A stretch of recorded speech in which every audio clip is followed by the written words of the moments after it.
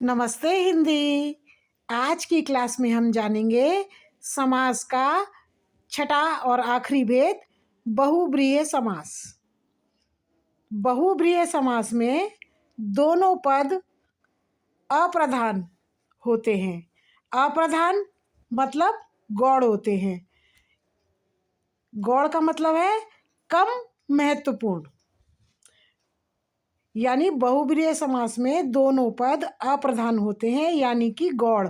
गौड़ मतलब जो कम महत्वपूर्ण हो। लेकिन दो पद मिलकर तीसरा पद अस्तित्व में लाते हैं और वही तीसरा पद प्रधान होता है।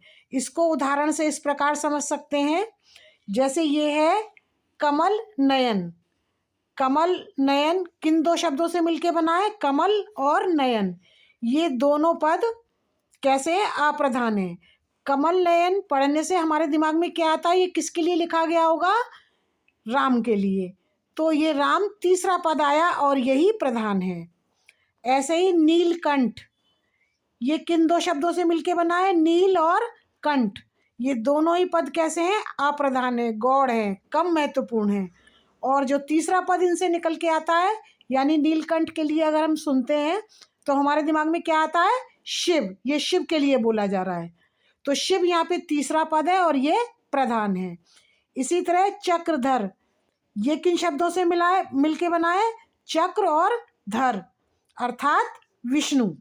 विष्णु तीसरा पद निकल के आया और यही प्रधान है और ये दोनों अप्रधान है। लंबोदर, ये बना है लंबा और उदर, अर्थात लंबोदर। लंबोदर सुनते ही हमारे दिमाग में क्या आता है कि ये गणेश के लिए प्रयुक्त हुआ है। तो गणेश यहाँ पे तीसरा पद है और ये प्रधान है। इसका मतलब ये हुआ बहुब्रीहि समास में दो पद दोनों अप्रधान होते हैं, मतलब कम महत्वपूर्ण होते हैं। लेकिन दो पद मिलकर जो तीसरा पद अस्तित्व में लाते हैं वही पद प्रधान होता है। अब यहाँ पे बहुब्रीहि समास कौन से हैं? कमल नयन, नीलकंठ, चक्रधर, लंबोदर।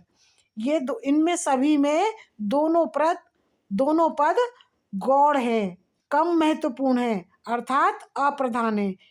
मगर ये दोनों पद एक तीसरे पद को जन्म देते हैं और वो ये इधर जो लिखे हुए ये तीसरा पद है। आई होप आप लोगों को समझ में आ गया होगा कि बहुब्रीहि समास किसे कहते हैं। अधिक जानकारी के लिए मेरा फुल वीडियो वॉच करें। धन्यवाद।